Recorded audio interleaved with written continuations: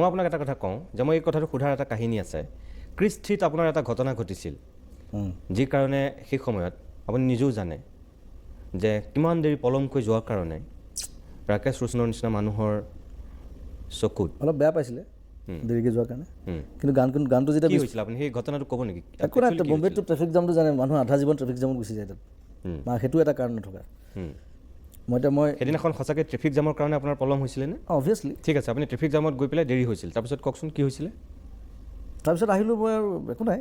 তেওঁ ক'লে ইমান দেৰিকৈ কেলৈ আহিছোঁ মোক ক'লে দেৰি কেলৈ হ'ল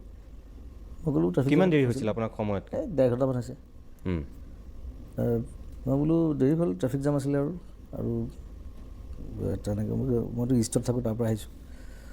তাৰপিছত গানটো দিলে গানটো মই 20 মিনিটমান গাই দিলোঁ